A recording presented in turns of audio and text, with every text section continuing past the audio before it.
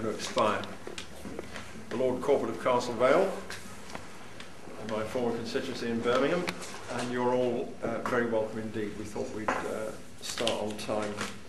Our speaker, Costa Carras, was born and educated in Britain, and he's lived in Athens since 1997. He was a founding member of Friends of Cyprus in 1974.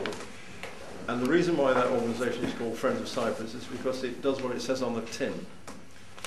It's the friends, or tries to be friends, and has over the years tried to be friends with both communities and all people on the island of Cyprus, which is why we're not called Friends of Southern Cyprus or Friends of Northern Cyprus, just to rub the point in. Costa is a founding member of the Centre for Democracy and Reconciliation in South East Europe, and the board member responsible for its joint history project. The lecture, the talk he's going to give us tonight, refers to 4 countries who are deeply interlocked, I suppose, over Cyprus, Cyprus itself, of course, Greece and Turkey, of course, and Britain as the other guarantor power. But it's not just about Cyprus, because Cyprus is also important in the context of Turkey's application to join the European Union. So there's lots of ripples go out from the little tiny island of Cyprus. But that's enough from me. We'll let Costa get on with it. Do you want that on? I mean, try it with that. It's not on at the moment. Okay, fine. Well, do tell me if you can hear me. If you can hear me, then there's no problem.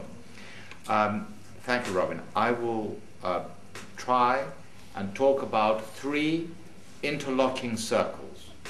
I talked about Cyprus last week, and so this week it's more going to be 3 separate but interlocking circles, currently all moving, but not in a synchronized manner.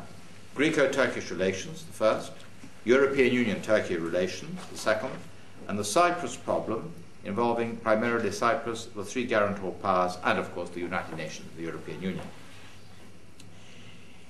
It's impossible to do this satisfactorily at the time available.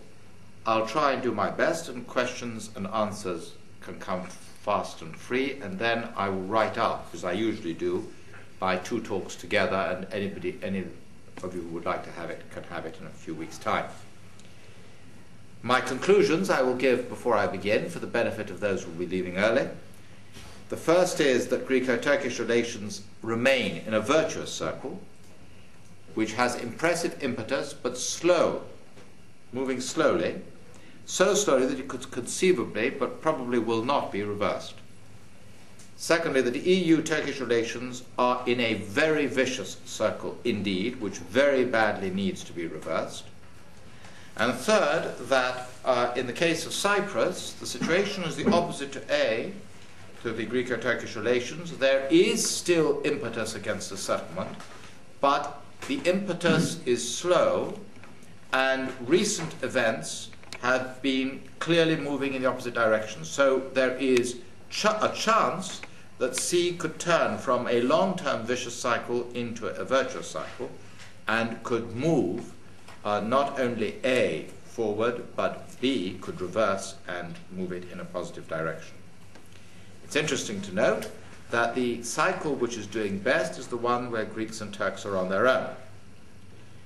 It's not the first time either. There was a virtuous circle in Greco-Turkish relations in 1944 to 1954. Britain, and I think it's important to say this in Britain, consciously set out to reverse that when the Greek Cypriots challenged British rule on Cyprus. It's very clear in Robert Holland's book. Britain set out specifically to turn Turkey against Greece, and succeeded, with absolutely awful results. First in 1955, the pogrom from 1955, then the expulsion of the Greek community from Istanbul in 1963-64. I could tell an awful story, but I won't for reasons of time. I'm happy to tell it afterwards, of my visit to Istanbul in 1969 as part of an American delegation, when at the end of which I predicted correctly, I regret to say, that within 5 years there would be a Greco-Turkish war. The atmosphere of hostility was quite palpable. The 1970s I didn't talk about. You all know about 1974. I will rush on to 1984, when I personally was involved in the first effort to bring Greek businessmen, I of course London-based in shipping industry, together with Turkish businessmen. First meeting was at the garden of my house in Aubrey Road, and it ended with the participants being pelted with banana skins by my own children, which indicated the degree of problem that we had to face. Now, as recently as 1989, trade between Greece and Turkey was only in the region of $205 to $225 million per annum, depending on how the Greeks measured it differently from the Turks. One side said 205, the other said 225. Nothing. Peanuts for neighbors. The first big moves were made by Yanos Kranidiotis in 1994, 1995. I've argued that in an article which has not yet been published. I hope it will be. In which I know because I discussed it with him several times, I know what his policy was. His policy was Turkey gets into the customs union, the road to Europe opens for Turkey, and the quid pro quo is that Cyprus gets into the European Union. And negotiations begin. And he persuaded Richard Holbrooke, to persuade Alain Juppé, and that actually happened in 1995, and of course the negotiations started somewhat later. And then in 1999, after the Kosovo War, the Kosovo War was very important in Greco-Turkish relations. You probably forget Tony Blair and Clinton seeking to find some excuse for what not have been outrageous, an intervention in Kosovo would not have been outrageous, but the bombing of Serbia was outrageous. Legally could not be justified in any way under international law, and so they made up stories, and one of the stories was that it was humanitarian. That didn't stand up. And the other story that they gave was that Greece and Turkey would otherwise go to war. And Greeks and Turks, and Greece actually made a formal protest. It's very interesting to the United States, but did not make a formal protest to Britain, and you know why?